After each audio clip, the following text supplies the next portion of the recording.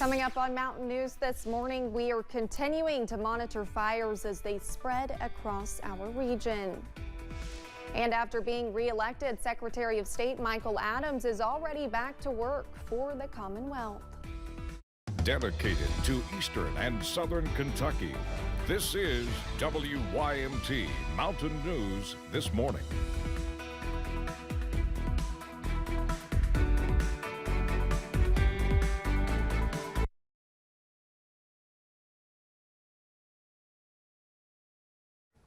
Good morning, I'm Olivia Calfee. The time is 6:32 on November 9th. Now let's check in with Chief Forecaster Brandon Robinson for a look at your forecast this morning. And Brandon, once again, we're continuing to just wait for some possible rain. We're really needing it, especially as we have several crews out there continuing to work to contain those wildfires. Exactly, and I know they're weary. They've been working for days now, starting back this past weekend, so let's hopefully get them some relief, especially a little bit later tonight. Let's take a look at the satellite and radar loop for the last few hours. Not a whole lot to show you, but a little bit of green trying to show up there this morning as you head through the first part of your day. Heading back down to Corbin along I-75, a little bit of light traffic down that way, 67. Temperatures generally running in the upper 60s and low 70s across the board this morning, 70 exactly in Somerset, Irvine, Moorhead, Manchester, and that's it. Everybody else has dropped below that, 69 there in Prestonsburg, and some upper 60s across most of the area, some 50s in Southwest Virginia. Now, next 12 hours, we're going to see those showers start to pick up a little bit, and then we'll see the clouds continue. I think temperatures kind of stay stable for a little bit until that cold front comes through later today. Olivia? All right, thank you, Brandon. After a nearly 24-hour manhunt, a Pulaski County man is in custody after police say he killed his father and grandfather and tried to kill his grandmother.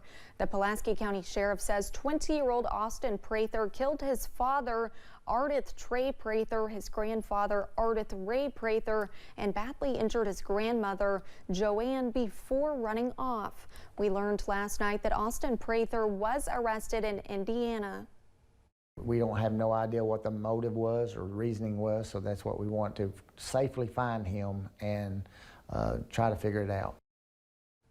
Again, Austin Prather was arrested last night in Indiana.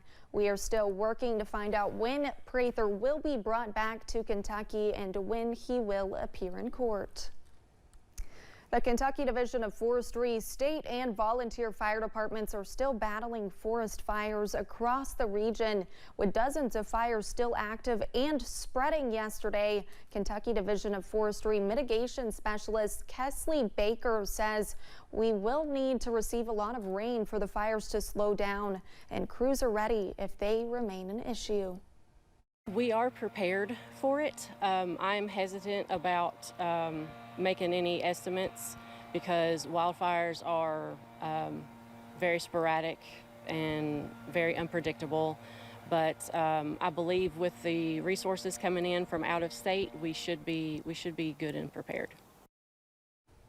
There are still 29 active fires across the state.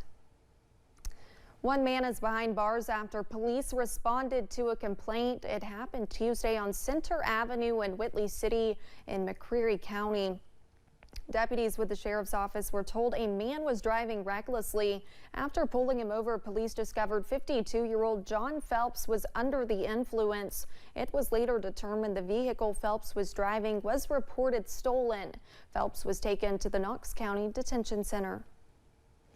A Monticello woman has admitted to her role in a federal drug case. Tiffany Detheridge entered a guilty plea last week as part of a plea agreement in U.S. District Court in London. She was charged with 2 counts of conspiracy to distribute controlled substances. The charge stemmed from a traffic stop by Wayne County Sheriff's deputies earlier this year. She faces up to 20 years in prison and a fine of $1 million. Sentencing is set for February 22nd. Police in Laurel County are asking for help finding a stolen motorcycle. Here is a picture of the bike on your screen. Deputies believe it was stolen from Miller Lane just outside of London early Tuesday morning. If you have any information, you are asked to call the sheriff's office at 606-864-6600 or message the department's Facebook page.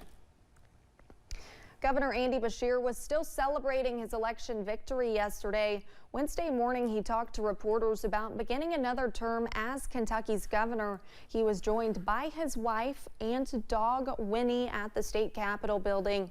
Beshear talked about the economy and working to build a better Kentucky. The governor says the next 4 years he hopes to limit division among Kentuckians. And we are going to rebuild our communities that have been hit with historic flooding or tornadoes. We're going to keep that promise while I'm governor, to repair every home and every life of every single individual that was impacted. Governor Beshear's inauguration day will be on Tuesday, December 12th. Several eastern Kentucky counties that have recently been red turned blue in the last governor's race. Breathitt, Knott, Letcher, Perry, and Floyd counties were among those with the majority of votes going to Governor Andy Beshear. Breathitt County Judge Executive Jeff Noble says Beshear's flood response has played a big role, adding that even though folks might not always agree with him, Beshear has always had a presence in the county. Yeah, you know, everybody's got got things that I agree with and disagree with, and I mean, that's just a human being. But people didn't just hear about Andy coming to Breathitt County. He actually came, and he actually brought help when he come every time.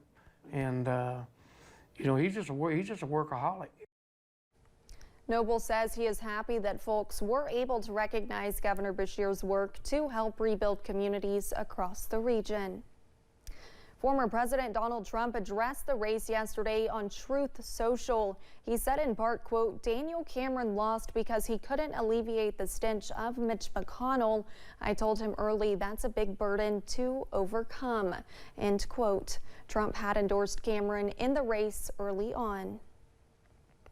Governor Beshear is not the only re-elected official setting their sights on the next 4 years in office. Republican Secretary of State Michael Adams received the most votes of any candidate and defeating Democratic opponent Charles Wheatley. Jeremy Toms spoke with him about this year's voter turnout and his plans for future elections.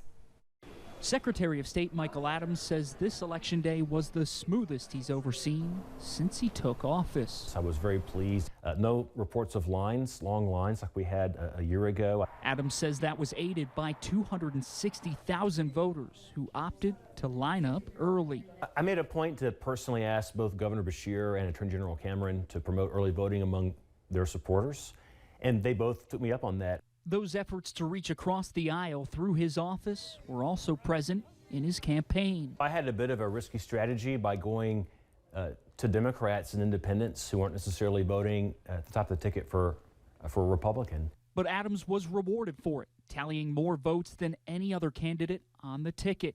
And his focus now turns towards 2024. Adams has set his sights on securing more funding for county clerks while also making sure it is tied to performance. We need to pay the counties based on how many voters they have instead of how many precincts they have, because they can artificially inflate the number of precincts and get more money. And then you have disparity in election funding. And he says polling places across the Commonwealth will have to handle a much higher turnout. We typically have about 60% turnout in a presidential election.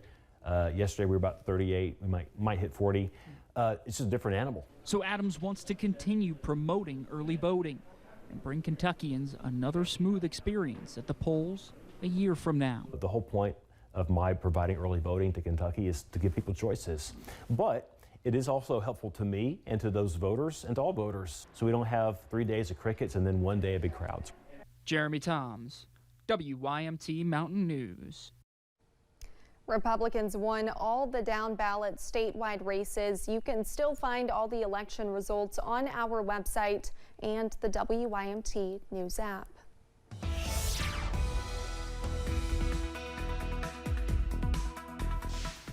6:41 here on this Thursday morning. We continue to track just a little bit of light rain into parts of central Kentucky and a few little specks of green trying to show up in our region, but for the most part, not a whole lot to tell you about this morning. Hopefully the rain comes a little bit later tonight. Temperatures very mild out there this morning.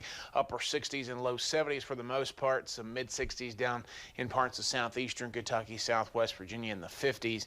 East Tennessee in the low 60s there too, or the mid 60s, I guess is the way to put it. Definitely warmer than yesterday. At front, pushing some warm air, and ahead of it there, double digits warmer across the region except for Wise and Jacksboro, which are pretty close, 9 degrees. Again, warmer than this time 24 hours ago. The winds will shift with that approaching the front from the southwest to the northwest. Best rain chances late tonight and Friday, and a cooler Veterans Day weekend ahead. Olivia? Thanks, Brandon, and thank you for joining us. The time is now 6:42. Still to come on Mountain News this morning. The long-awaited end of the actors' strike is near after a deal was reached yesterday.